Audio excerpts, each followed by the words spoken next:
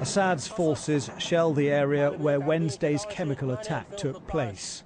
Some interpret this as an attempt to destroy the evidence, while UN inspectors remain holed up in a hotel. The top UN negotiator, Angela Kane, arrived in Damascus to argue they should be allowed to get on with their job.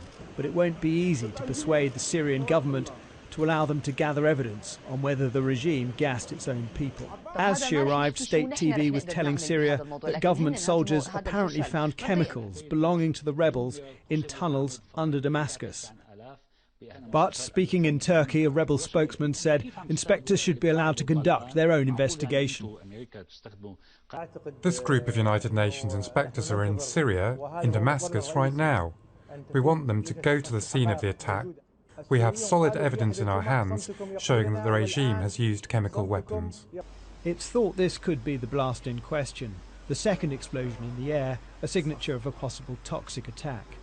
Elliot Higgins, a Leicester-based blogger, has been monitoring weapons used from internet footage coming from Syria. If this was a chemical attack and they used rockets or mortars or other munitions, you would expect for the remains of these munitions to still be there, because whilst the high explosive munition will explode into thousands of tiny pieces, chemical munition will usually leave behind quite a significant amount of the actual munition. While President Obama stressed he wants to avoid getting sucked into another Middle East conflict, this warship, the USS Mayhem, equipped with cruise missiles, was changing its home course back to the East Mediterranean.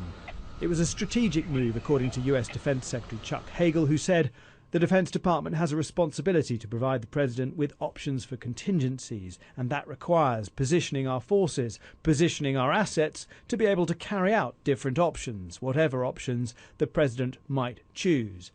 The US 6th Fleet normally has 3 cruise missile-capable destroyers based in the Med, but with the USS Mayhem retained, they now have 4. It's not been suggested yet, but if air power was needed to enforce a no-fly zone, it would come from the US air bases in Europe, potentially Aviano in Italy, and Spangdahlem and Ramstein in Germany. One Middle East expert says the US can't be seen to do nothing.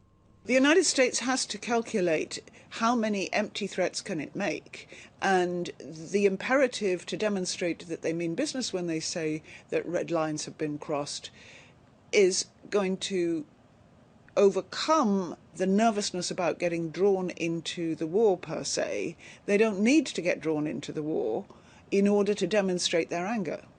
The West has to be sure, but even then a course of action needs to be agreed. The fear is that if there are no consequences for Assad crossing the red line, he'll take it as a green light to carry on. Jason Farrell, Sky News.